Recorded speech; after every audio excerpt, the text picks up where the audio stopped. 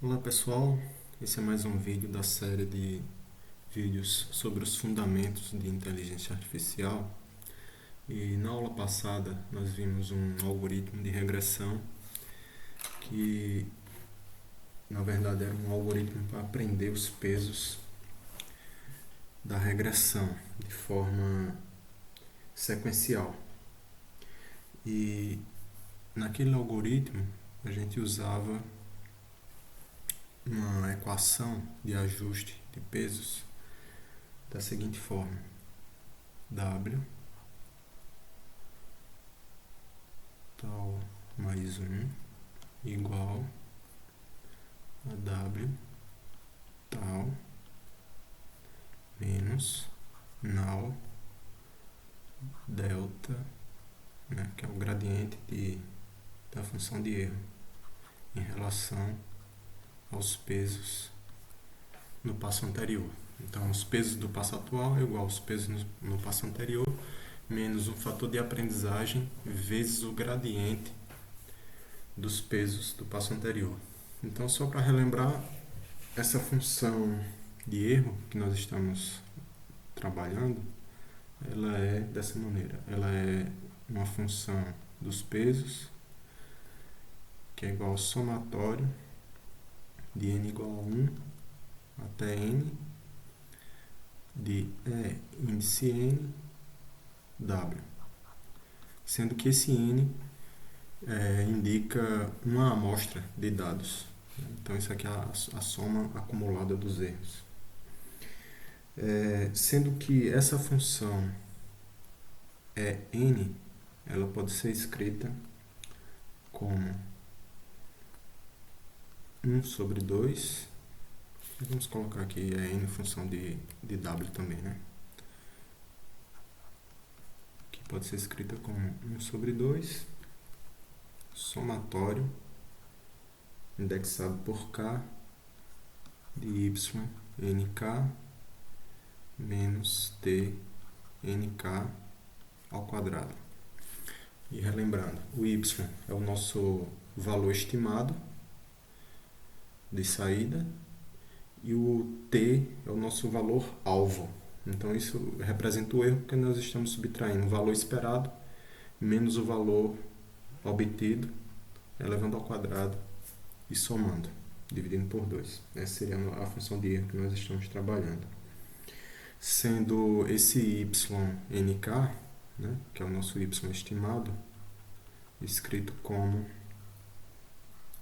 yk, que é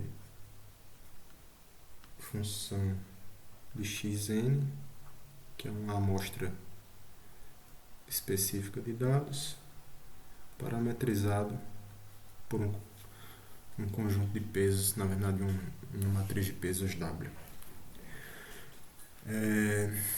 O que não foi explicado no vídeo anterior foi como é que nós obtemos a equação do gradiente dos pesos, ou seja, como nós realizamos a derivada dessa função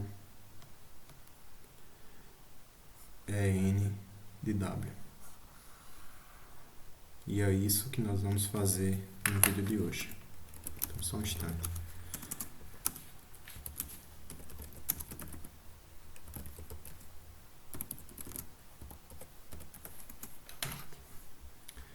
Ok. Então vamos ver como nós faremos isso.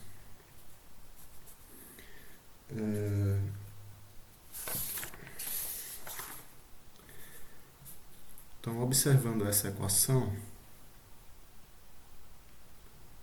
que eu vou chamar ela de equação, vou colocar aqui, observando essa equação, nós podemos substituir em yNk a equação para yNk. E essa equação para yNk é assim.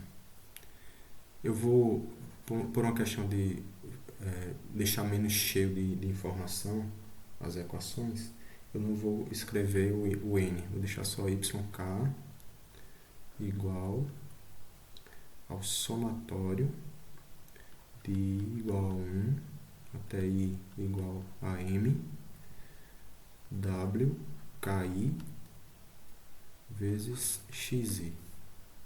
Sendo que esse M é a quantidade de dados, quer dizer, a quantidade de dimensões da nossa amostra XI, da nossa amostra X de dados, né? Quantas dimensões esse X tem, então varia de 1 até M. Aí para cada amostra, para cada valor, né, do X, então, por exemplo, assim, X maiúsculo representa um vetor de dados. E esse vetor tem X1, X2, etc. até X, M maiúsculo. Aí se isso aqui é uma amostra N qualquer, a gente pode ter XN1, XN2, XNM. N, N, N, M. Ixi, ficou feio isso aqui.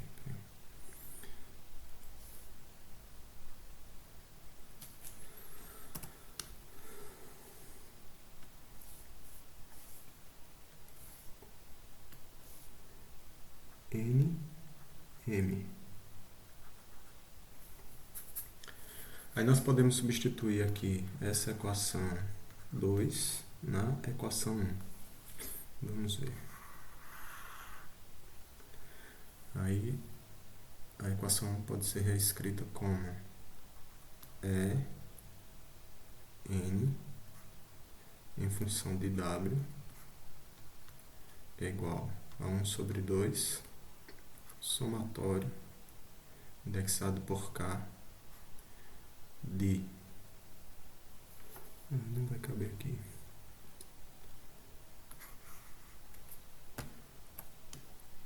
Só um instante.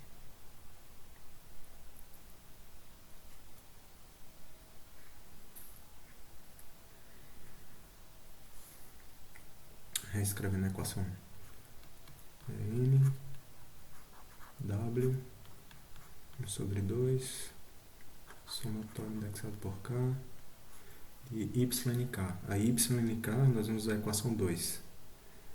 Somatório de I igual a 1 até I igual a M W KI XI menos TNK ao quadrado, certo? Então peguei esse YK e substituí aqui na equação 1, obtendo essa equação que eu acabei de escrever aqui embaixo. Nós podemos expandir essa equação realizando a potência, né, elevando ao quadrado. Então, isso aqui pode ser escrito como 1 sobre 2 vezes somatório indexado por K de esse somatório aqui ao quadrado,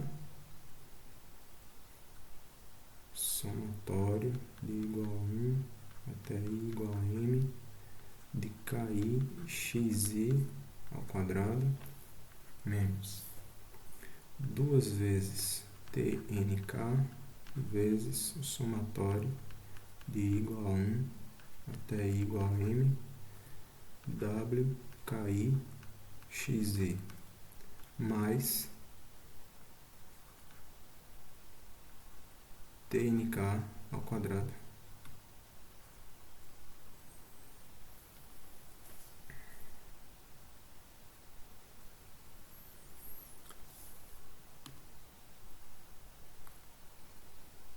Vamos ver. O que mais que nós podemos fazer com essa equação antes de calcular a derivada?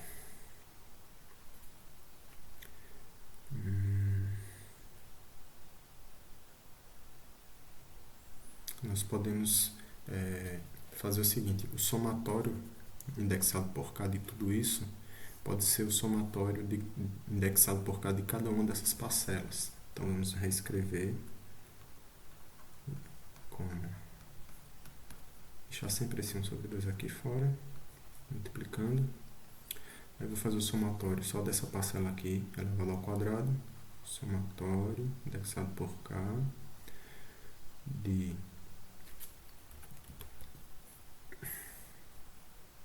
somatório de igual a 1 até i igual a m, ki xi ao quadrado, menos somatório indexado por k dessa parcela do meio.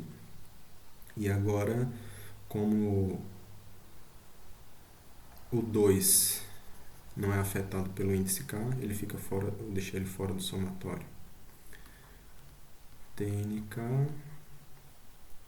somatório de igual a 1 até i igual a m, wki xi mais o somatório indexado por k de t ao quadrado nk. Agora observe que nós temos 3 parcelas, né? Que é essa aqui, chama ela de alfa, essa aqui, chama ela de beta, essa aqui, chama ela de teta. Como nós sabemos das regras de derivadas, a derivada da soma de valores pode ser obtida derivando cada parcela independentemente, somando os resultados. Então eu posso calcular a derivada de alfa, calcular a derivada de beta, depois calcular a derivada de teta e somar o resultado. Então, para alfa, né? Calculando a derivada parcial. Agora, uma coisa importante. Como o objetivo aqui é obter o gradiente de EN em relação a W, nós temos que calcular as derivadas parciais de EN em relação a cada um dos Ws. Então, para alfa, nós podemos escrever alfa dessa maneira assim. 1 sobre 2 vezes o somatório de k, observe que eu já multipliquei esse 1 sobre 2 por essa parcela alfa, vezes, quer dizer, o somatório de k de todas essas parcelas aqui elevadas ao quadrado, né? Então vai ser k1 x1 ao quadrado mais k2 x2 ao quadrado, etc. até km xm ao quadrado.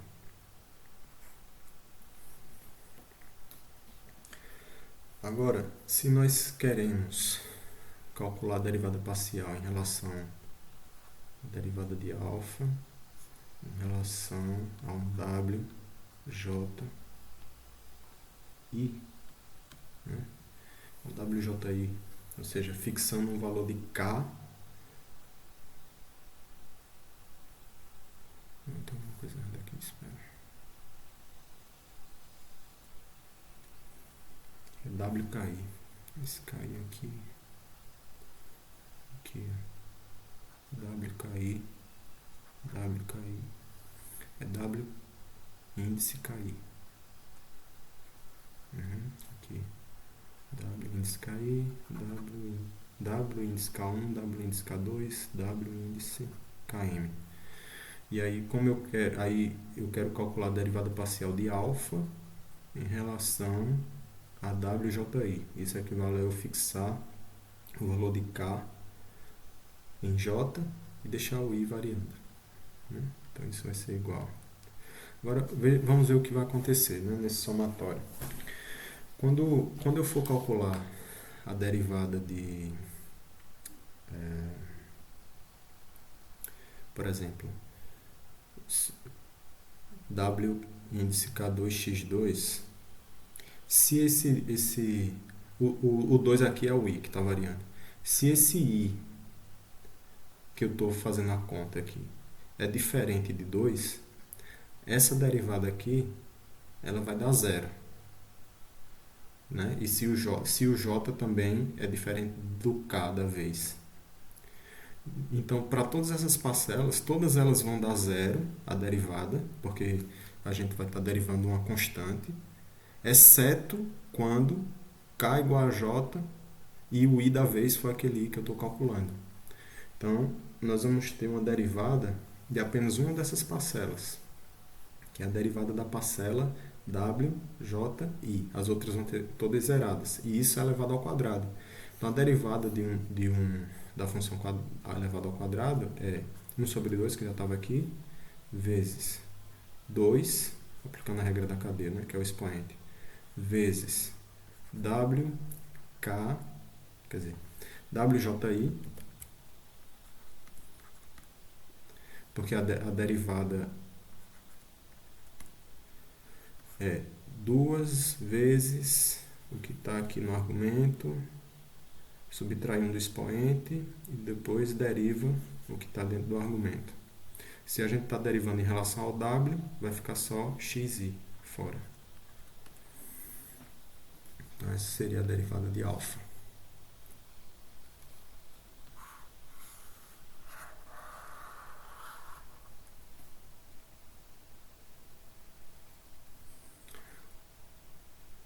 Agora vamos pensar algo semelhante para a derivada de beta. Então, beta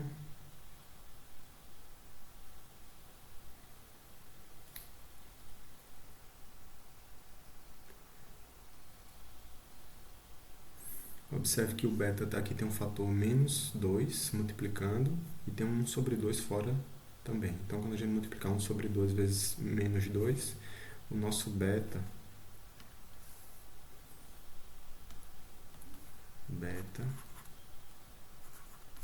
vai ser menos o somatório indexado por k de t, nk, somatório de igual a 1 até igual a m, wki, xi.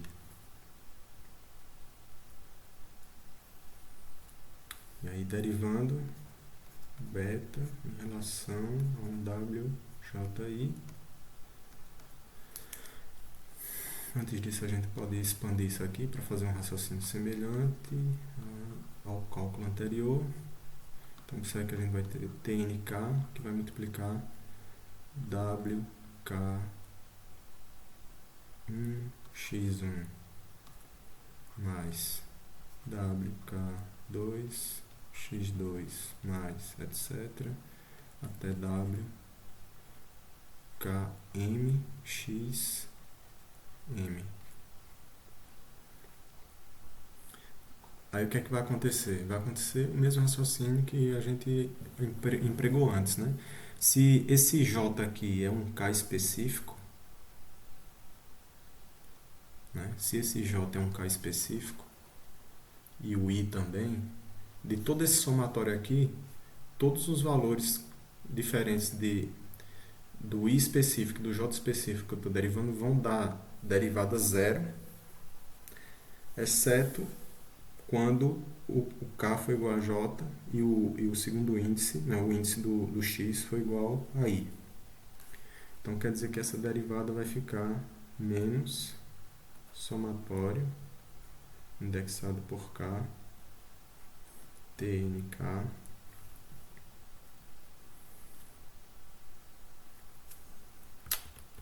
na verdade, como a gente já está tratando de um K igual a J, é TNJ vezes a derivada de uma parcela dessas aqui, que é aquela derivada exatamente quando K é igual a J e o índice do X é I. Então, como a gente está derivando WJI, nós estamos derivando WJI XI em relação a WJI, a resposta é XI. E essa é a derivada da parcela beta.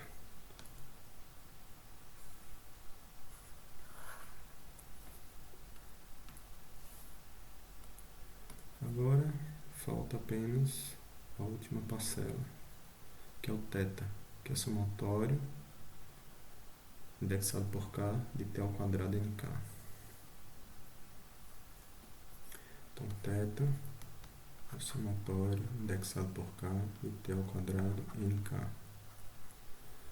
Como nós queremos a derivada disso em relação a WJI, e não existe nenhum fator WJI, a derivada parcial de θ é zero.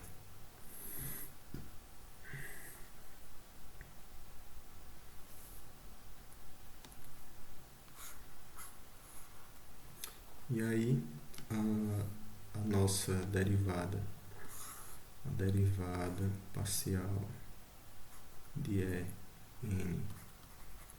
W em relação a WJI é igual ao somatório de alfa, beta, as derivadas de alfa, de beta e de gama, que será 1 sobre 2, isso é para o alfa, né? 1 sobre 2 vezes 2 aqui, vai dar 1, né? WJI, XI, vezes XI, esse é o alfa. O beta é TNJXI e o θ é zero. Então, ajustando essa derivada aqui, derivada parcial de NW relação a JI é igual, tirando aqui XI em evidência, WJI XI menos TNJ vezes XI. Nós podemos ainda ajustar essa derivada em relação a WJI, lembrando que esse valor aqui, peso vezes x, é o nosso y. Então, esse valor aí é o nosso y, de forma que nós podemos escrever da seguinte forma: se esse aqui é um n, né, a derivada de um w para um xn qualquer, aqui a gente tem YNJ menos TNJ vezes XNI.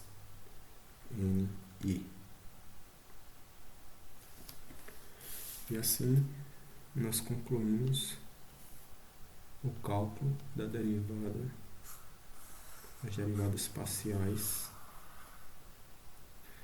da função de erro de x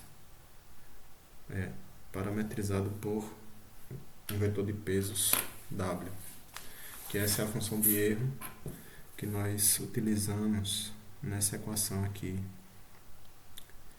de ajuste dos pesos, né? Esse gradiente aqui, esse triângulo, né, de cabeça para baixo, ele representa o gradiente que é justamente as derivadas parciais da função de erro. Todas as derivadas parciais para cada WJI específico lá embaixo aqui, ó. Todas as derivadas parciais em relação a WJI formam o gradiente que é representado aqui por esse símbolo, que é um triângulo invertido, né?